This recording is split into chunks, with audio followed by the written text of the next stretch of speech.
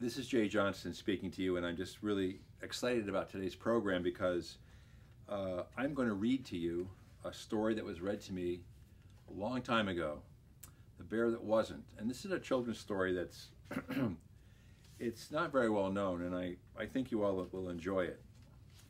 It's written for my son, Christopher Carey, by John Tashlin, who was a newspaper reporter. And it's a very good book.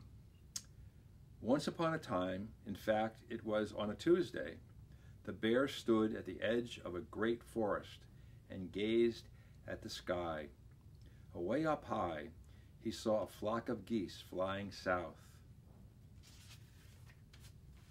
Then he gazed up at the trees of the forest. The leaves had turned all yellow and brown and were falling from the branches. He knew when the geese flew south and the leaves fell from the trees that winter would soon be here and snow would cover the forest. It was time to go into a cave and hibernate. And that was just what he did. Not long afterward, in fact it was on a Wednesday, men came, lots of men, with charts and maps and surveying instruments. They charted and mapped and surveyed all over the place. Then more men came, lots of men, with steam shovels and saws and tractors and axes. They steam shoveled and sawed and tractored and axed all over the place. They worked and worked and worked, and finally they built a great, big, huge factory right over the bear's cave, over the top of the sleeping. The factory operated all through the cold winter. And then it was spring again. Oh, down deep under the factory building, the bear awoke. He blinked his eyes and yawned. Then he stood up sleepily and looked around. It was very dark. He could hardly see. Then he saw a light in the distance. "Oh, there's an entrance to the cave," he said, and yawned again. He walked up the stairs to the entrance and stepped out into the bright spring sunshine. His eyes were only half open as he was still very sleepy. His eyes didn't stay half open long. They suddenly popped wide apart.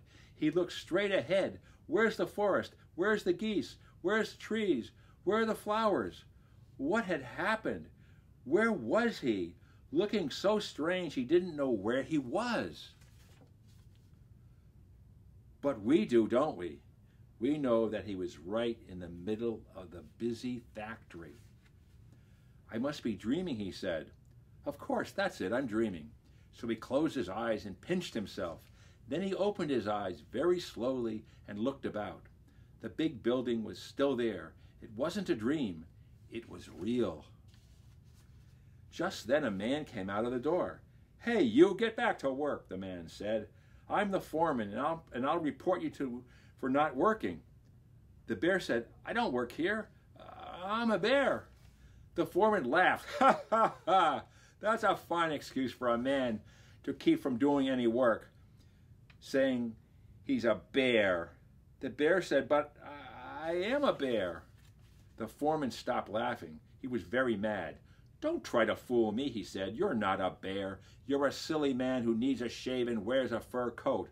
I'm going to take you to the general manager." The bear said, "No, you're mistaken. I'm a bear."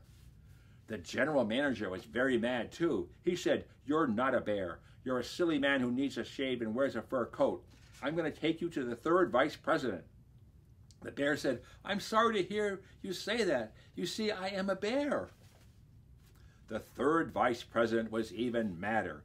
He got up out of his chair and said, "You're not a bear. You're a silly man who needs a shave and wears a fur coat. I'm going to take you to the second vice president."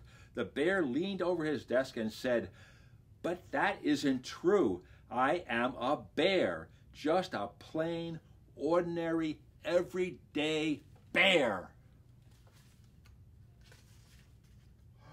The second vice president was more mad or madder. He was furious.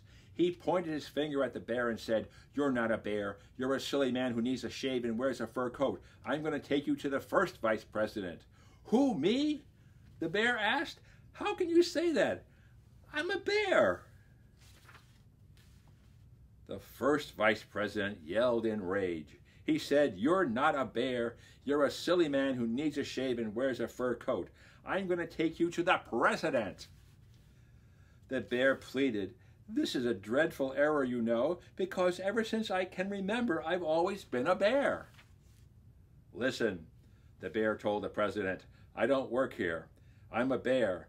Please don't say I'm a silly man who needs a shave and wears a fur coat, because the first vice president and the second vice president and the third vice president and the general manager and the foreman have told me that already."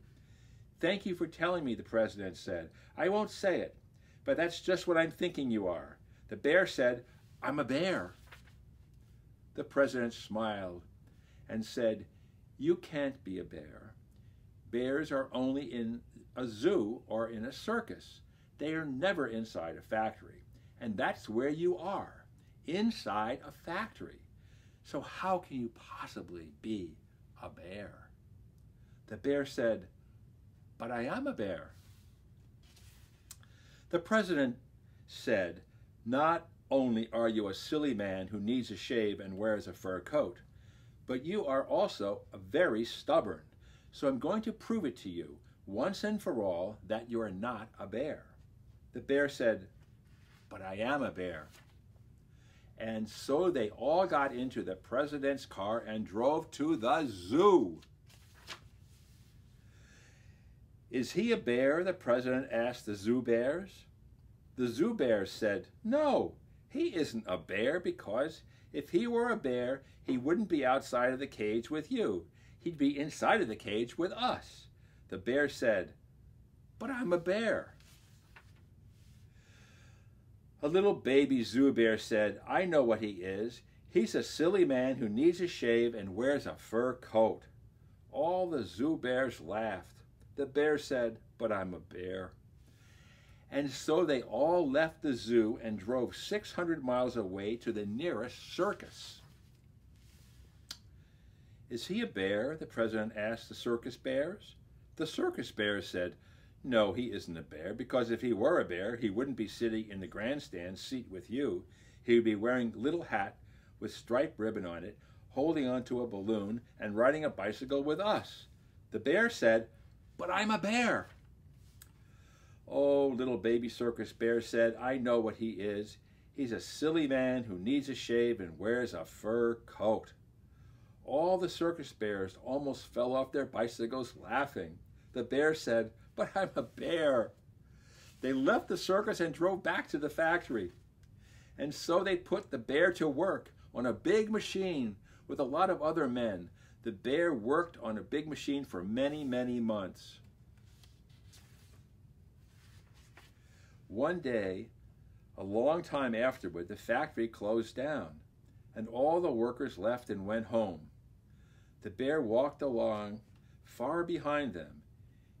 He was all alone and had no place to go. As he walked along, he happened to gaze up at the sky. Way up high, he saw a flock of geese flying south. Then the bear gazed up at the trees. The leaves had turned all yellow and brown and were falling from the branches. The bear knew when the geese flew south and the leaves fell from the trees that winter would soon be here and snow would cover the forest, and it was time to go into a cave and hibernate. So winter came, the snow fell, it covered the forest, and it covered him. He sat there shivering with cold, and he said, "But I sure wish I was a bear." The longer he sat there in the cold, his toes were freezing, his ears were freezing, his teeth were chattering, icicles covered his nose and chin. He had been told so often that he was a silly man who needed a shave and wore a fur coat that he felt it must be true. So he just sat there because he didn't know what a silly man who needed a shave and wore a fur coat would do. If he were freezing to death in the snow, the poor bear was lonely and sad. He didn't know what to think. Then suddenly he got up and walked through a deep snow toward the cave. Inside it was cozy and snug. The icy wind and cold, cold snow couldn't reach him there. He felt warm all over. He sank down on the bed of pine boughs, and soon he was happily asleep and dreaming sweet dreams, just like all bears do when they hibernate.